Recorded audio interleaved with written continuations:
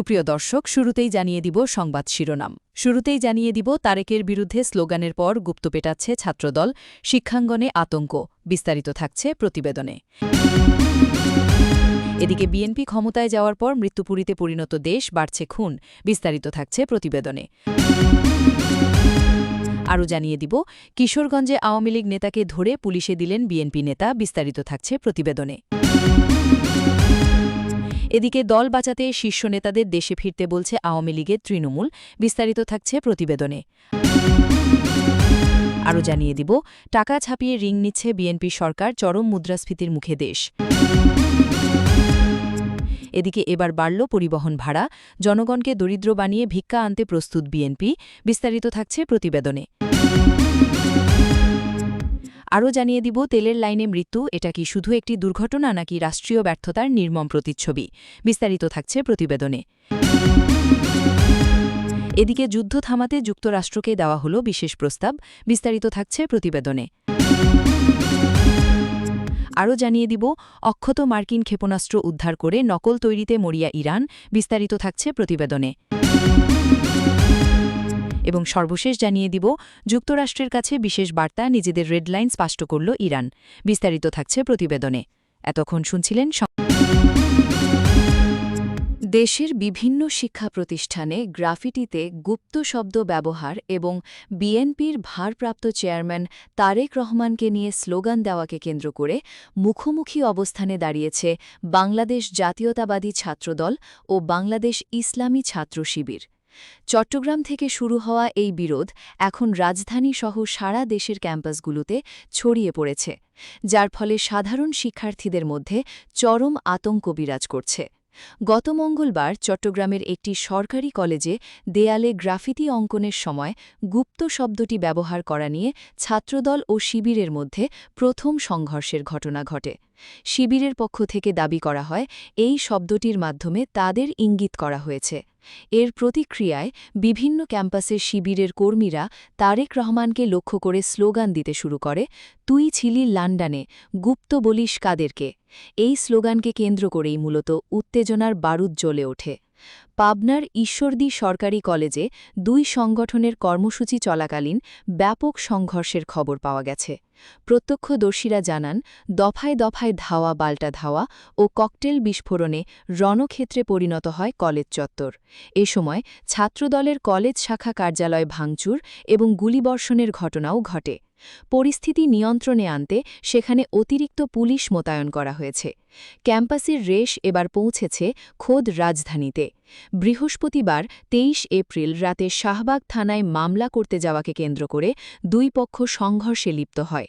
তারেক রহমানের মেয়ে জাইমা রহমানকে নিয়ে ফেসবুকে কটূক্তির প্রতিবাদে মামলা করতে থানায় যায় ছাত্রদল। খবর পেয়ে সেখানে উপস্থিত হন ঢাবি শিবিরের প্রতিনিধি ও ডাকসুর সমাজসেবা সম্পাদক এবি জুবায়ের সহ কয়েকজন। কথা কাটাকাটির এক পর্যায়ে দুই পক্ষ হাতাহাতিতে জড়িয়ে পড়লে জুবায়ের সহ বেশ কয়েকজন আহত হন। চট্টগ্রাম ও ঢাকার বাইরে রাজশাহী, কুড়িগ্রাম এবং নরসিংদীর বিভিন্ন শিক্ষা প্রতিষ্ঠানেও দুই সংগঠনের মধ্যে টানটান উত্তেজনা বিরাজ করছে। সাধারণ শিক্ষার্থীরা বলছেন, হল ও ক্যাম্পাস নিয়ন্ত্রণের পুরনো রাজনীতি আবারও ফিরে আসায় তাদের শিক্ষাজীবন হুমকির মুখে পড়ছে। বিশ্লেষকরা মনে করছেন, দুই ছাত্র সংগঠনের এই সংঘাত দ্রুত নিরসন না হলে উচ্চশিক্ষা প্রতিষ্ঠানগুলোতে দীর্ঘমেয়াদী অস্থিরতা তৈরি হতে পারে। গত ১২ ফেব্রুয়ারির পাতানো নির্বাচনের মাধ্যমে বিএনপি ক্ষমতায় আসার পর রাজধানী ঢাকাসহ সারা দেশ যেন এক মৃত্যুপরীতে পরিণত হয়েছে। একের পর এক নৃশংস হত্যাকাণ্ড ও বেপরোয়া সন্ত্রাসী কর্মকাণ্ডে জনমনে চরম আতঙ্ক বিরাজ করছে। প্রাপ্ত তথ্য অনুযায়ী চলতি মাসের প্রথম ১৫ দিনেই ঢাকায় অন্তত ১৬টি খুনের ঘটনা ঘটেছে। এর আগে বছরের প্রথম ৩ মাসেই ১০৭টি হত্যাকাণ্ডের সাক্ষী হয়েছে রাজধানী। মাসভিত্তিক হিসাবে জানুয়ারিতে ৩৬টি, ফেব্রুয়ারিতে ৩৮টি এবং মার্চে ৩৩টি খুনের ঘটনা ঘটে। পুলিশ সদর দপ্তরের তথ্য বলছে, শুধু ঢাকা নয়, সারা দেশেই খুনের হার আশঙ্কাজনকভাবে বেড়েছে। গত ৩ মাসে সারা দেশে মোট ৮৯৪টি হত্যাকাণ্ডের ঘটনা ঘটেছে। এর মধ্যে রাঙামাটির কুতুকছড়িতে সন্ত্রাসীদের ব্রাশফায়ারে ধর্মসিং চাকমা নিহতের ঘটনা দেশজুড়ে আলোড়ন সৃষ্টি করেছে। এ ঘটনায় পুলিশের পক্ষ থেকে সন্ত্রাসীদের আইনের আওতায় আনার আশ্বাস দেওয়া হলেও বাস্তবে পরিস্থিতির কোনো উন্নতি দেখা যাচ্ছে না। সংশ্লিষ্টরা বলছেন, রাজনৈতিক পটপরিবর্তনের পর কারাগার থেকে জামিনে মুক্তি পাওয়া বিএনপির শীর্ষ সন্ত্রাসীরা এখন ঢাকার অপরাধ জগৎ নিয়ন্ত্রণ করছে। কিলার আব্বাস, পিচ্চি হেলাল, সানজিদুল ইসলাম ইমন ও খন্দকার নাইম আহমেদ টিটনের মতো কুখ্যাত সন্ত্রাসীরা মুক্ত হয়ে নিজেদের আধিপত্য বিস্তারে মরিয়া হয়ে উঠেছে। মোহাম্মদপুর ও রায়েরবাজার এলাকায় পিচ্চি হেলাল ও ইমনের অনুসারীদের মধ্যে বিরোধের জেরে প্রকাশ্যে কোপানোর ঘটনা নিত্য নৈমিত্তিক হয়ে দাঁড়িয়েছে। অনেক শীর্ষ সন্ত্রাসী বিদেশে বসেও মোবাইল ফোনের মাধ্যমে ঢাকার ব্যবসায়ী ও সাধারণ মানুষের কাছ থেকে মোটা অঙ্কের চাঁদা দাবি করছে। চাঁদা দিতে কিশোরগঞ্জে জমি দখলের অভিযোগে আওয়ামী লীগের এক নেতাকে ধরে পুলিশে দিয়েছেন পৌর বিএনপি সভাপতি আমিনুল ইসলাম আশফাক। আওয়ামী লীগ নেতাকে কলার ধরে টেনে নিয়ে যাওয়ার একটি ভিডিও সামাজিক যোগাযোগ মাধ্যমে ছড়িয়ে পড়েছে। গতকাল শুক্রবার বিকেলে জেলা শহরের পুরনো থানা এলাকা থেকে মাহতাব উদ্দিনকে বিএনপি নেতা আমিনুল ইসলামের নেতৃত্বে ধরে আনা হয়। এ সময় বিএনপির অন্যান্য নেতাকর্মীরাও উপস্থিত ছিলেন। পরে থানায় খবর দেওয়া হলে পুলিশ এসে মাহতাবকে নিয়ে যায়। খোঁজ নিয়ে জানা যায়, মাহতাব উদ্দিন কিশোরগঞ্জ পৌরসভার ৩ নম্বর ওয়ার্ডের সাবেক কমিশনার। তিনি সদর উপজেলা আওয়ামী লীগের সাবেক সহসভাপতি। এ বিষয়ে বিএনপি নেতা আমিনুল ইসলাম বলেন, মাহতাব উদ্দিন দীর্ঘদিন ধরে টিনপট্টি এলাকায় নদীর জায়গা দখল করে সেখানে দোকানপাট নির্মাণ করেছেন। এমনকি নদীর পাড়ের বেশ কিছু সরকারি গাছও কেটে ফেলেছেন। ক্ষুব্ধ এলাকাবাসীর কাছে খবর পেয়ে আমি শুক্রবার বিকেলে টিনপট্টি এলাকায় যাই। এ সময় মাহতাব উদ্দিন মোটরসাইকেল নিয়ে সেখানে আসেন। উত্তেজিত জনতার সামনে থেকে তিনি পালানোর চেষ্টা করেন। পরে জনতার সহায়তায় তাকে ধরে পুলিশে দেওয়া হয়। আমিনুল ইসলাম আরও বলেন, মাহতাব উদ্দিন বহু মানুষের জায়গাজমি দখল করেছেন। তার অত্যাচারে মানুষজন অতিষ্ঠ। একসময় জাতীয় পার্টি করলেও ২০০৯ সালে আওয়ামী লীগে ক্ষমতায় আসার পর তিনি আওয়ামী লীগে যোগ দিয়ে নদীর পাড় দখলসহ নানা অসৎ উপায় অবলম্বন করেন। তার বিরুদ্ধে একাধিক মামলাও রয়েছে। তার এক ছেলেও বৈষম্য বিরোধী আন্দোলনের আসামি হয়ে পলাতক রয়েছেন। বিগত ১৭টি বছর মাহতাব ও তার ছেলেদের কারণে সাধারণ মানুষ অতিষ্ঠ ছিলেন।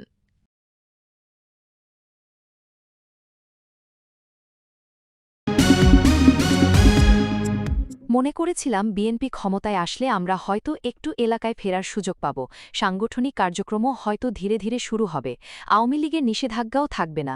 কিন্তু এখন যেটা হলো এটা আমরা আশা করি নাই। অবস্থা আগের মতোই। কথাগুলো বলছিলেন বাংলাদেশে কার্যক্রম নিষিদ্ধ আওয়ামী লীগের একজন তৃণমূল নেতা আরিফুল ইসলাম। এটি তার ছদ্মনাম। মিস্টার ইসলাম ঢাকার বাইরে আওয়ামী লীগের একটি জেলার উপজেলা কমিটির সেক্রেটারি। তিনি যেটা বলছেন, তৃণমূলে আওয়ামী লীগের অনেকের মনোভাব একই রকম। মূলত নির্বাচনে জয়ী হয়ে বিএনপি সরকার গঠন করলে আওয়ামী লীগ হয়তো কিছু কার্যক্রমের সুযোগ পাবে, এমনটাই আশা ছিল আওয়ামী লীগের অনেকের। কিন্তু নির্বাচনের পর দেখা যাচ্ছে তেমনটা তো ঘটেইনি, বরং বিএনপি সরকারের সময়ে এসে আওয়ামী লীগের কার্যক্রম নিষিদ্ধ সংক্রান্ত সন্ত্রাস বিরোধী আইনের সংশোধনী বিলও সংসদে পাশ হয়ে গেছে। ফলে আইনগতভাবে আওয়ামী লীগের সামনে প্রকাশ্যে রাজনীতি করার সুযোগ আর থাকল না। কিন্তু এমন অবস্থায় কি ভাবছেন দলটির শীর্ষ নেতারা? আবার নেতাদের বেশিরভাগটাই যখন বিদেশে, তখন তৃণমূলেই বা এর কী প্রভাব পড়ছে?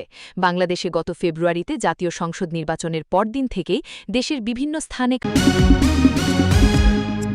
দেশের বর্তমান ভঙ্গুর সামষ্টিক অর্থনীতিতে নতুন আতঙ্ক হয়ে দাঁড়িয়েছে সরকারের টাকা ছাপিয়ে ঋণ নেওয়ার প্রবণতা। কেন্দ্রীয় ব্যাংক থেকে সরাসরি এভাবে ঋণ নেওয়ার ফলে দেশ চরম মুদ্রাস্ফীতির ঝুঁকিতে পড়ছে বলে সতর্ক করেছেন অর্থনীতিবিদরা। গত বৃহস্পতিবার ২৩ এপ্রিল রাজধানীর বনানীতে পলিসি রিসার্চ ইনস্টিটিউটের পিআরআই-এর কার্যালয়ে আয়োজিত এক সেমিনারে এসব তথ্য জানানো হয়। সেমিনারের মূল প্রবন্ধ উপস্থাপনকালে পিআরআই-এর প্রধান অর্থনীতিবিদ ড আশিকুর রহমান জানান, গত মার্চ মাসেই বাংলাদেশ ব্যাংক থেকে সরকার প্রায় ২০,০০০ কোটি টাকা ঋণ নিয়েছে। তিনি বলেন, এটি মূলত হাই পাওয়ার্ড মানি বা নতুন ছাপানো টাকা।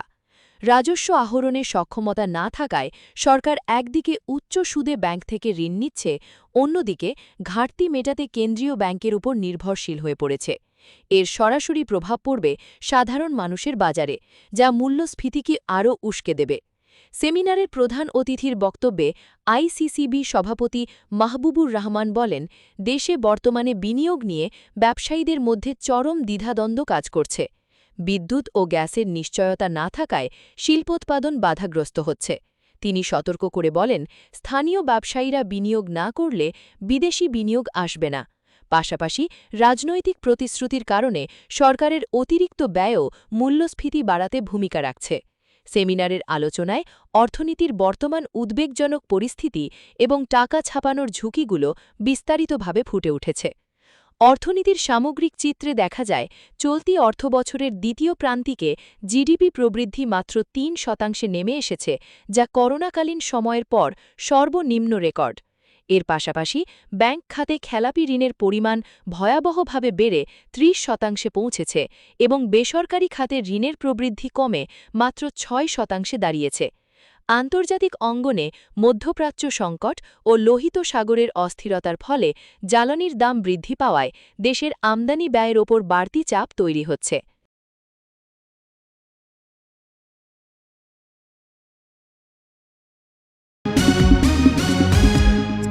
জুলাই দাঙ্গার পরবর্তী রাজনৈতিক পট পরিবর্তনের রাষ্ট্র ক্ষমতায় আসার সুযোগ পেয়েই লুটপাটের উৎসবে মেতে ওঠার অভিযোগ উঠেছে নবনির্বাচিত বিএনপি সরকারের বিরুদ্ধে। আন্তর্জাতিক বাজারে অস্থিরতা ও ইরান যুদ্ধের দোহাই দিয়ে ধাপে ধাপে জ্বালানি তেল ও এলপিজির দাম বাড়ানোর পর এবার সাধারণ মানুষের পকেটে টান দিতে প্রস্তুত পরিবহন খাতের সিন্ডিকেটগুলো। সরকারের সবুজ সংকেতে আজ থেকেই কার্যকর হয়েছে বর্ধিত পরিবহন ভাড়া। গত বৃহস্পতিবার দুপুরে সচিবালয়ের সড়ক পরিবহন ও মহাসড়ক বিভাগের সম্মেলন কক্ষে বাস ভাড়া বাড়ানোর ঘোষণা দেন মন্ত্রী শেখ রবিউল আলম। তিনি জানান, ঢাকা ও চট্টগ্রাম মহানগর সহ আন্তজেলা বাসের ভাড়া প্রতি কিলোমিটারে ১১ পয়সা বাড়ানো হয়েছে। মন্ত্রী বলেন, জ্বালানি তেলের দাম বাড়ানোর পর সরকার বাসের ভাড়া সমন্বয় করল। আজ থেকেই এই নতুন ভাড়া কার্যকর হবে। চলতি সপ্তাহেই সারা দেশে জ্বালানি তেলের দাম পুনর্নির্ধারণ করা হয়েছে। নতুন তালিকা অনুযায়ী অকটেন ১৪০ টাকা, আগে ১২০ টাকা, পেট্রোল ১৩৫ টাকা, আগে ১১৬ টাকা, ডিজেল ১১৫ টাকা, আগে ১০০ টাকা, কেরোসিন ১৩০ টাকা, আগে ১১২ টাকা বিক্রি হচ্ছে। পাশাপাশি বিইআরসি গ্রাহক পর্যায়ে এলপিজি বা রান্নার গ্যাসের দামও ১ লাফে ২১২ টাকা বাড়িয়েছে। ফলে ১২ কেজি সিলিন্ডারের বর্তমান দাম দাঁড়িয়েছে ১,৯৪০ টাকা। গত মার্চ মাসেও যা ছিল ১,৩৪১ টাকা। মাত্র এক মাসের ব্যবধানে ৫৯৯ টাকা বৃদ্ধি সাধারণ মানুষের রান্নাঘরকে তপ্ত করে তুলেছে। ২২ এপ্রিল ২০২৬ বুধবার বেলা ১১:৩০। রাজশাহীর মোহনপুর উপজেলার কেশরহাট ফিলিং স্টেশন। তীব্র রোদ, ঝলসে দেওয়া গরম আর দীর্ঘ এক লাইন, ডিজেলের আশায় দাঁড়িয়ে থাকা শত শত মানুষের ভিড়। সেই লাইনের মধ্যেই ছিলেন ৫৫ বছর বয়সী কৃষক আব্দুল আলম, মোহনপুর পৌরসভার বাকশৈল গ্রামের এক সাধারণ মানুষ, যার স্বপ্ন ছিল শুধু তার জমিতে সেচ দেওয়া, ফসল বাঁচানো, পরিবারটাকে টিকিয়ে রাখা। ভোররাত থেকেই লাইনে দাঁড়িয়েছিলেন তিনি। সময় গড়িয়েছে, সূর্য মাথার উপর উঠেছে, তাপমাত্রা অসহনীয় হয়ে উঠেছে, কিন্তু ডিজেলের দেখা নেই। অপেক্ষা, অনিশ্চয়তা আর অসহ্য গরমের সঙ্গে লড়াই করতে করতে একসময় শরীর আর সায় দেয়নি। হঠাৎ করেই লাইনের মধ্যেই ঢলে পড়েন আব্দুল আলম। আশপাশের মানুষ ছুটে আসে, তাকে দ্রুত মোহনপুর উপজেলা স্বাস্থ্য কমপ্লেক্সে নেওয়া হয়। কিন্তু ততক্ষণে সব শেষ। চিকিৎসক জানিয়ে দেন তিনি আর নেই। প্রাথমিকভাবে বলা হচ্ছে তীব্র গরমে হিট স্ট্রোকেই তার মৃত্যু হয়েছে। রাজশাহীর মোহনপুরে আব্দুল আলম নামের এক কৃষকের এই মৃত্যু কোনো বিচ্ছিন্ন ঘটনা নয়, এটি একটি ভেঙে পড়া ব্যবস্থার নগ্ন প্রতিচ্ছবি। প্রশ্ন হচ্ছে, এই মৃত্যু কি শুধুই হিট স্ট্রোক, নাকি এটি একটি পরিকল্পনাহীন, অব্যবস্থাপনায় জর্জরিত রাষ্ট্রযন্ত্রের পরোক্ষ হত্যাকাণ্ড? একজন কৃষক, যার কাঁধে দেশের খাদ্য নিরাপত্তার ভার, তাকে কেন ভোররাত থেকে লাইনে দাঁড়িয়ে ডিজেল সংগ্রহ করতে হবে? কেন যুদ্ধ পরিস্থিতি প্রশমনে যুক্তরাষ্ট্রের কাছে নতুন প্রস্তাব দিয়েছে ইরান। পাকিস্তানি মধ্যস্থতাকারীদের মাধ্যমে পাঠানো এই প্রস্তাবে হরমুজ প্রণালী পুনরায় চালু করা এবং সংঘাত বন্ধের আহ্বান জানানো হয়েছে। সোমবার ২৭ এপ্রিল এক মার্কিন কর্মকর্তা ও সংশ্লিষ্ট সূত্রের বরাত দিয়ে বার্তা সংস্থা রয়টার্স এ তথ্য জানিয়েছে। রয়টার্সের প্রতিবেদনে বলা হয়, চলমান উত্তেজনার মধ্যে ইরান এই কূটনৈতিক উদ্যোগ নেয়। প্রস্তাবটির লক্ষ্য হল দ্রুত উত্তেজনা কমানো এবং অঞ্চলে বাণিজ্যিক জাহাজ চলাচল স্বাভাবিক করা। হরমুজ প্রণালী বিশ্ব জ্বালানি সরবরাহের একটি গুরুত্বপূর্ণ পথ, যা দীর্ঘদিন ধরে ভূ-রাজনৈতিক টানাপোড়েনের কেন্দ্রবিন্দু। ইরানের প্রস্তাবে বলা হয়েছে, যুদ্ধবিরতি কার্যকর হলে প্রণালীটি আবার খুলে দেওয়া হবে। একই সঙ্গে দেশটি পারমাণবিক কর্মসূচি নিয়ে পরবর্তী পর্যায়ের আলোচনা আপাতত স্থগিত রাখার কথা উল্লেখ করেছে। এর মাধ্যমে তারা আলোচনার পরিবেশ শান্ত রাখতে চায় বলে ধারণা করা হচ্ছে। এই উদ্যোগে পাকিস্তান মধ্যস্থতাকারীর ভূমিকা পালন করছে। আঞ্চলিক উত্তেজনা কমাতে ইসলামাবাদ দীর্ঘদিন ধরেই কূটনৈতিকভাবে সক্রিয়। সংশ্লিষ্ট সূত্রগুলো জানিয়েছে, উভয় পক্ষের মধ্যে সরাসরি যোগাযোগ সীমিত থাকায় তৃতীয় পক্ষের মাধ্যমে বার্তা আদান-প্রদান হচ্ছে। বর্তমানে যুক্তরাষ্ট্র ও ইরানের সম্পর্ক অত্যন্ত টানটান। সাম্প্রতিক সামরিক ও নৌ উত্তেজনা পরিস্থিতিকে আরও জটিল করেছে। বিশেষ করে হরমুজ প্রণালীকে ঘিরে নিরাপত্তা ইস্যু আন্তর্জাতিক বাজারের তেলের দামে প্রভাব ফেলছে। বিশ্লেষকদের মতে, এই প্রস্তাব কূটনৈতিক অচলাবস্থা ভাঙার একটি সম্ভাব্য পথ তৈরি করতে পারে। তবে এর সফলতা অনেকটাই নির্ভর করছে যুক্তরাষ্ট্রের প্রতিক্রিয়া এবং উভয় পক্ষের রাজনৈতিক সদিচ্ছার ওপর। সংস্থাটি জানিয়েছে, তারা বেশ কিছু অত্যাধুনিক মার্কিন ক্ষেপণাস্ত্র অক্ষত অবস্থায় নিজেদের কবজায় নিতে সক্ষম হয়েছে এবং সেগুলোর ওপর ভিত্তি করে রিভার্স ইঞ্জিনিয়ারিং বা প্রযুক্তি নকলের কাজ শুরু করেছে। রবিবার ২৬ এপ্রিল আইআরজিসির পক্ষ থেকে জানানো হয় যে ইরানের হরমুজগান প্রদেশে অন্তত ১৫টিরও বেশি মার্কিন ক্ষেপণাস্ত্র সম্পূর্ণ অক্ষত অবস্থায় উদ্ধার করা হয়েছে। এই ক্ষেপণাস্ত্রগুলোর মধ্যে রয়েছে মার্কিন বিমানবাহিনীর অত্যন্ত শক্তিশালী জিবিইউ বা গাইডেড বম্ব ইউনিট এবং বিএলইউ বা বম্ব লাইভ ইউনিট মডেলের বিভিন্ন সংস্করণ। আল মায়াদিন টিভির বরাতে জানানো হয়েছে, ইরানের বিশেষ ইউনিটের দক্ষ প্রযুক্তিবিদরা অত্যন্ত নিপুণভাবে এই মার্কিন বোমা ও ক্ষেপণাস্ত্রগুলোকে নিষ্ক্রিয় করতে সক্ষম হন। কোনো ধরনের বিস্ফোরণ ছাড়াই এগুলো উদ্ধার করা সম্ভব হওয়ায় এর অভ্যন্তরীণ প্রযুক্তি ও সার্কিট বিন্যাস এখন ইরানি বিজ্ঞানীদের হাতের নাগালে। আইআরজিসি স্পষ্ট করেছে যে এই সরঞ্জামগুলো ইতিমধ্যেই তাদের গবেষণা কেন্দ্রে স্থানান্তরিত করা হয়েছে। ইরানের সামরিক বাহিনীর লক্ষ্য হল এই ক্ষেপণাস্ত্রগুলোর সেন্সর, প্রপালশন সিস্টেম ও দিক নির্দেশক প্রযুক্তি বিশ্লেষণ করে নিজস্ব সংস্করণ তৈরি করা। এর আগেও ইরান মার্কিন ড্রোনের প্রযুক্তি নকল করে নিজস্ব ড্রোন বহর তৈরি করে বিশ্ব।